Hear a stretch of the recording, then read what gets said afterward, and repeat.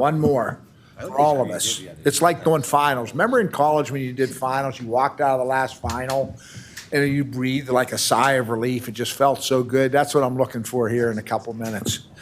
All right, so I'm not a huge MIS guy. I think MIS works. I think it has a role. I do MIS surgery for a variety of things. I do lateral inner bodies, perk screws. I do MIS A-lifts. I do perk screws for fracture. So I do some MIS stuff, but in all disclosure, I am not a huge MIS guy, although I recognize its role, and I think it has a role. So where's its role in thoracolumbar trauma? So here's a type B fracture. It's almost pincer-like, okay? So this is gonna wanna get here, and it's broken through the back. In somebody whose bone quality does not look good. This is not the role for MIS surgery, okay? This is a short segment, never corrected, a little glob of cement that I can't imagine could do anything, and this kyphos is all the way to 42 degrees, just like it would have had you done nothing. So if you're gonna do MIS, you still have to follow the principles of fracture treatment. You have to get alignment, you have to achieve stability. It's not to make smaller holes. Okay, so it has to be done well and it has to follow the principles, and that would be my caveat. So what does MIS in trauma mean? Does it mean just I used small incisions? That was really cool when I gave them like eight small incisions that looks horrendous as compared to a straight midline. Maybe you make a straight midline, pull it over and make your perk stuff through the fascia. That's not a bad way to do it. How many incisions? How long? Do I use fluoro? Do I use navigation? Do I use the robot? I use fluoro mostly, but I use the robot some. So how do we identify where MIS fits well, and what are the controversial areas, which I will say mostly is burst fractures, and I'll show you some data. So why bother? Well, is it less OR time? You know, I joke around with my partners when they love the robot, they're doing the robot, and while they're setting up the robot, I usually sit and count. All right, I'm on my second screw. All right, you're dicking around still with this stupid thing. I'm on my third screw now. And I point out to them that like it is faster. I think the better your workflow gets, the more efficient you get with it. If you use it all the time, you can bring those times down. But almost MIS, every study, the times are a little longer. And some of that, because it includes their learning curve, getting up their workflow. So I think that can improve. Blood loss is less. Well, I really don't care if I lose 400 cc's as opposed to 100. I think that makes zero difference for the patient. I think if you start counting transfusions, it makes a difference. But does it really make a difference if it's 300 or 100? I would say zero difference. It's just cool in a paper. Is it less soft tissue damage? I will postulate you beat the hell out of the muscles with perk stuff. If you've ever gone in and had to redo a case after perk opened, man, the muscles beat up and stuck down. I'm not convinced it does. And is the length of stay less? I don't know, maybe, could be. What about correction though? Can you get a correction? Can you get it in the short term, and will it hold over the long term? These are some of the problems with burst fractures. Can you return to function quicker? Well, a lot of that has to do with fracture healing. So if I do it perk or open, I don't let them do heavy work for 3 months either way. If they go to office work, maybe they can get back to office work a little quicker, because I think they do feel better quicker. And the cost is depending on how long you're in the OR and what type of stuff you're using. So these are ideal cases for me. And I do percutaneous fixation for these fractures. I'm going to show you examples. So I do an MIS. So Ang-Spawn is a long bone fracture. You don't have to achieve fusion. These fractures heal. All you have to do is achieve alignment, and alignment only has to be reasonable. It doesn't have to be perfect, and achieve stability. And you need multiple levels. So to open this, if I have to do a big decompression, I might open it. If I'm really high at the cervicothoracic junction, those get opened. But even if they have a hematoma, I can do it perk and a small laminectomy to address, like mini open thing to address the hematoma. So these are perfect. This is like fixing a distal femur with a submuscular plate, okay? You want long lever arms, okay? It's the same thing, okay? You only need an incision here and stabs here. That's markedly different than what we did 30 years ago when we whacked open their whole thigh. That markedly different. And I would postulate to you that perk screws for this, markedly different. So, you know, you want to do percutaneous fixation. Oh, that thing's in the way. I thought that was coming up. So you want you can see I went 3 above, 3 below. You want multiple points of fixation. More importantly, you want long lever arms to control a long bone. Okay, this is perfect for percutaneous. I do 90-some% of these percutaneously. And this is a case I actually often use the robot now, because these people are osteoporotic. Our patients are all fat, and a lot of these patients are fat, and it's hard to see the pedicles. I hate getting fluoro. I get a lot of it, but I hate getting it. And I can spend a lot of time trying to see the pedicle, screwing around with fluoro, trying to see the pedicle, or I can get a pre-op CT, I can bring the robot in, and the robot just finds the pedicles like magic. Okay, so I think the robot is great for this, with a few caveats. Okay, so there's challenges in these patients. Intubation, prone position. We talked yesterday about the head can be all the way down here. This is the one case I use a Wilson frame, because these are all extension fractures. This allows it to flex, so I don't do that to the spine. Okay, so be careful with the standard bed. And I always check the fluoro when I drape, because these Wilson frames that fit onto the Trios bed have a metal crank. And you can flip it either way, and you can crank it as much as you need to help reduction, but you got to make sure the metal crank's not in the way of your fluoro. If you're going to navigate, it's a problem. If you're going to use fluoro, it's a problem if you're going to use the robot. So I always bring the fluoro in, make sure I can see everything I need to see, even if I'm using the robot. Really important, okay? So you'd rather not do this. The case we saw yesterday didn't bother me because this was touching this, and it had stability. This thing's gapped way open. Like, this is asking a lot. It's multiple points of fixation, but this is asking an awful lot of that hardware. This would worry me. So I want to try to avoid that. So how do we do it? So it can be difficult to define the pedicles on fluoro, okay? So if I plan a long construct to get all the levels in one O-arm spin, sometimes the O-arm's not long enough.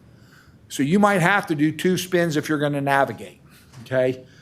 If you're going to use a robot, it's hard to get. You use the big fluoro head image to try to get everything on one shot. But if you're going to go 3 above and 3 below, sometimes it's hard to get the top and the bottom on one fluoro shot.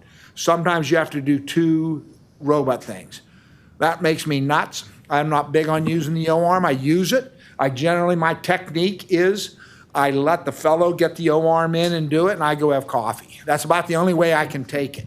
Otherwise, I have small rooms. To get that thing in, do it, and get it out, I can hardly take it. I can't stand it. I go get coffee. And I say, call me as soon as you get the spin done. Okay? So you have to prepare for these things if you're going to do it, and it can work well. The other thing you do is your rod has to match the contour. So normally when we put a rod in a mobile spine and the rod's a little up and we tighten it down, the spine will suck up to the rod because it's mobile. These spines are not mobile. If you think the spine's going to come to the rod, it's not happening. It's going to rip the screw out because it can't move. There's no motion between the segments. So if I run my rod in percutaneously and it's not a perfect match on the lateral, I run it back out. Once you run a rod in, you may have dicked around a little getting it in the first time, but it has a track now. I find that once I run it out, I adjust it, I can almost put it back in very quickly. Okay, so it has to match. If it doesn't match, pull it out. Don't think for a minute that the spine's going to come to your rod. Now, it can adjust in the middle to your rod, but it can't adjust at the ends, okay? It won't mobilize. If you try to correct extension, if you want to correct extension with your rod, you can't lock down the screws. So if you lock down screws at the end of your construct, you have now fixed the length across the arch of the rod. The spine can't move in it because for a spine to change its flexion or extension, it changes the length along the rod also. So if you lock down end screws, it can't work. You can put them in, but they have to be loose. The rod has to be able to slide. And then you can use the center screws and suck the spine up to the middle part of the rod so the two ends suck up like this. Or you can put those in initially and try to suck it up to the rod and then connect your up and bottom screws. So you have to understand how the mechanics work. Okay, you don't want to fix the length of the construct. So what about type B fractures? B1 fractures are like the perfect thing. You can treat these in a brace or a cast, but boy, is it nice to put a couple perk screws in. A lot of them have abdominal injuries. They can get to their abdominal wound. You don't have a cast over it, brace over it. To me, like, this is very simple to do. You can do it in little kids. Just have to use small enough screws. Almost perfect. And then in kids, because you want them to be mobile, and these are often in the lumbar region, these are ones I always take it out. You could probably take it out at 4 months. I usually do it at 6. What about the B2 injuries, though, in adults? These are often up at the thoracolumbar junction. They're often part ligamentous, part bone. There are some of them that are mostly bony, and that's a pretty good case for it perk. If it's mostly ligamentous and I want it to fuse, I'm probably going to err on opening it and fusing it. Sometimes they're part of a multi-trauma. I have an example that's not here that had a sacral U I had to fix and reduce, and also had this. I didn't want to do both open, so I perked the type B injury at the thoracolumbar junction, opened the thoracolumbar junction. So often these are 1 or 2 level fusions. If you're at the thoracolumbar junction, who cares if you fuse 1 or 2 levels? That is of no functional significance to the patient. Okay, that's very different than what I'm going to show you next. So I think it depends on how long it takes you, what you do well. You don't have to use any fluoro. You don't have to drag a robot in. You just open them. It's like an hour. This is an hour case. Okay, I can do this quicker than I can fix an ankle fracture. So I'm not sure that doing it MIS is really not just technology over reason, but this is a case you can do that for. Okay, and there are circumstances that I will do that for. This one I did. It was an open fusion. Other times I have perked these. What about multi-level fractures? So this is a very good indication for me for a combined open and MIS. As you'll see, I'm not huge on perking burst fractures. I'm not sure it accomplishes the goals of fracture treatment, and I want it aligned, so I want to fuse this. But if you look at this patient, they also have type B fractures, sternal fractures, facet fractures. All that stuff has to be addressed. This is not a stable fracture pattern. This is not. And so I really don't want to open this whole damn spine and fuse the whole thing. That's a lot of surgery on a multi-trauma that has other injuries. So this patient got an open procedure here, and we perked all this. Wow. So we slid the rod in there and percutaneously did the top part. That allows me to come back eventually and let that spine remobilize. I just come in and cut the rod. You could use a rod-to-rod connector. You often have to cut it with a metal cutting burr if you do this. But I took it out. You can see how nice the contour is. I left this in because I take this out at 6 months. This has to stay. You can't take out hardware in a fusion at 6 months. So I just leave that part in, and I don't care if this remobilizes, but the rest of the spine I want it to, okay? So what about in the parts of the spine where motion is critical? I would take in the thoracolumbar junction a 1-2 level fusion. It doesn't make any difference functionally. But it does matter in the lumbar spine. And so I think the concept of internal brace, particularly in multi-level fractures, to get multiple fractures, this guy was bent pretty far. Also, if you have a low lumbar fracture and the angular deformity is the same, at the thoracolumbar junction, the effect on the head's not very much globally, but down here, the effect is much more dramatic. And I think my concern is if this collapses, it's not bad now, but this is a multi-trauma. If it collapses more, it's going to be much harder for me to deal with this down the road. And I can perk this pretty easily. And this guy has multiple injuries. I want to mobilize him. I don't want to brace. I want him up. And I can perk this very easily. Whether you navigate, robot, fluoro, and I can perk it. I can keep a pretty good alignment without it collapsing. And I can, when he's healed at 6 months, I can take his hardware out, and here he is out a year, flexion, extension, remobilizing spine. He has no significant pain, probably little minor bits of pain. So I think in the low lumbar spine with multiple fractures, where motion is really critical, this is a really good technique, and remobilization is important. What about burst fractures? This has the most controversy to me, and we may all have different thoughts, but our goals of fracture treatment are restore alignment and maintain that alignment after we fix it. It doesn't do any good to have it collapse. This is what we argue about with whether it should be short or long segments. We need to protect the neuro elements, and I think PERC can do that. Minimize late pain and function. These two might be related, and do it in a safe, cost-effective manner. So a lot of these we treat non-operatively. You'll see much of the data on PERC screws of burst are in fractures that we would treat non-operatively. If I'm going to take somebody to the OR and operate on them, I want to leave the OR with good alignment. I don't want to leave it with mediocre alignment. Okay, so I'm going to operate on them. I want it as good as I can make it. We don't always need perfect, but I want to use a technique that aligns it in my hands the best it can do. So how many levels? The function of monoaxial and polyaxial screws, very different. This is why you'll see MIS burst fractures, all the screws look like they're angled to the rod, because somebody put a rod in and pushed it down to the lower. It didn't affect the fracture at all. It just angled the tulip head on the rod. That's different than a monoaxial screw. A monoaxial screw fixes the angle. When you lever it down, it affects the spinal alignment. If you're going to do this PERC, you should put the screws in on one side, leave the rod up at 90, lock it in, and then drive the rod into the lower screws. Okay, people don't do that. And that's why you see the x-rays that you see, and they still have 15 degrees of kyphosis, and the tulip heads all look weirdly angled to the rod. You got to understand the biomechanics of how a rod works in a screw. Do you need fusion? I don't know. I mean, I take out less screws if I want to remobilize them. I think it's important. I take them out. At the thoracolumbar junction, if I did it, I'd probably leave them in unless it was a problem now. So do you remove screws or not? The concept of an internal brace, is this for just surgical bursts we would PERC them? Or are we going to start PERCing every single burst as their brace? I'm not sure we want to go down that path yet, but as much as it seems like I'm not very open-minded, I am open to concepts. I mean, it's hard to believe I do. Jens was stunned I did anything percutaneously the first time I gave a talk on percutaneous trauma. He's like, whose patients are those? Those are mine, Jens. I did that. He was stunned.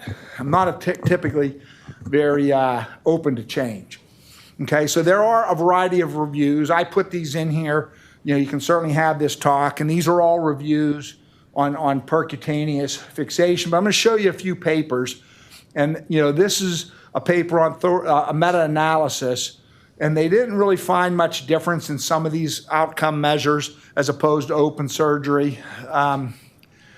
The kyphosis improvement was 12 degrees in the operative group, but the surgery had higher complication. And Kirkwood, we've already seen his data. 17 years out, not much different. But we do have to remember that those fixation techniques were often hook techniques. They were multiple levels. They didn't reestablish the sagittal plane.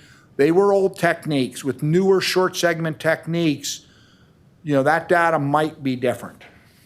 Okay, but here's some of the papers you see. So this is a paper. This looks really nice until you see the scale. This goes from 11 to 18. Okay, this isn't 0 to 100. Okay, so they said, oh, this is really good. From our standpoint, safe and effective. They started with 17 degrees of kyphosis. They got it to 11. They made a 6-degree correction. They took them to the operating room for a non-operative curve, got 6 degrees of correction. By 6 months post-op, they only have 3 degrees of correction. Okay, so maybe if you didn't fix it, it would have collapsed further and it would have ended up with 12 degrees.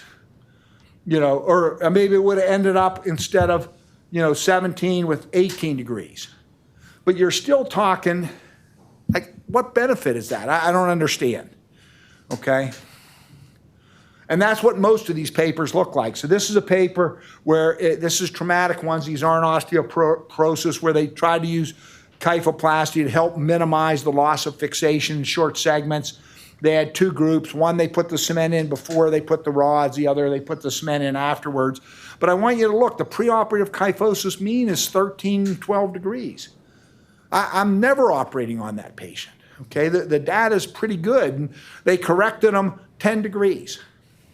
10 degrees of correction. You brought them to the operating room to correct somebody 10 degrees. They lost 2 and 1 degrees, so it really ended up at 8 or 9 degrees of correction in the operating room. I'm not sure that's where we want to be, but those are fractures in the U.S. that would be treated non-operatively. Do you have to fuse them if you perk them? What if you don't fuse patients? You know, interesting, this group at 24 months was about the same. They didn't take the rods out. They seem to be doing the same. I'm not quite sure that's long enough. I think over the next couple years they might have problems with their screws, but at least early on. Now, people are getting better at it. So if you look at newer studies, people are doing a variety of things to get better, okay? These are some papers with looking at and try to demonstrate how to get better corrections and not lose corrections. But I think in the end, you know, you have to restore and maintain alignment. And it's harder to get a good correction. There's no question, but people are getting better at it, okay? And it may improve. You know, we know short segment fixation doesn't hold corrections as well. And I use short segments sometimes, depending on patient habitus, the severity of the fracture. And sometimes I use longer segment fixation, depending again on a variety of factors. Longer segment fixation always hold the fracture pattern better. And you can do long segment fixation percutaneously, but most of these studies are short segment. And that may be one of the problems as we look at it. And so this is a pretty good article on techniques. You can see they're using some rod bending techniques to get really a pretty good alignment here, okay? You know, they show their thing, and you know, they're doing something, a little MIS thing with monosegmental grafting to help support that correction over time. That allows them to take their hardware out. You know, reasonable concept, it seems. Much more German than US. You know, again, another paper showing, you know, some, you know, multi-level corrections that people are getting a bit better correction. So maybe we'll get better at it. Maybe it'll be worthwhile. The problem is when you take the hardware out, if you do, it's always going to collapse. You know, if you take a 30-degree fracture, make it 10, it's going to collapse back 10 when you take the hardware out, unless it fused. Maybe that's where that monosegmental grafting anteriorly works. So there's no question MIS has a role in thoracolumbar trauma. It's here to stay. Some of the roles are easy to define. There are no new indications for burst fractures, at least yet. The concept of an internal brace, I'm not sure it's worth the effort, the cost, the risk. Non-op treatment is still the mainstay. You know, if you have 15 degrees of kyphosis at the thoracolumbar junction, you can compensate for that above and below and not affect your global alignment. But what's the cost of that compensation over 25, 30 years? Are you going to get more facet arthrosis because you were hyperlordotic? Once you get that, that's hard to correct. So we don't really have the data to know that. So maybe this idea of correcting down, you know, these lesser fractures is worthwhile, but it's hard to prove it right now. If you do surgery, you want to end up with good alignment. You want to maintain it. And I would postulate, at least in the burst fracture world, that's harder to do right now, MIS, but people are developing techniques that are working better slowly. So maybe I'll adopt that in the future, but I'm not quite there yet.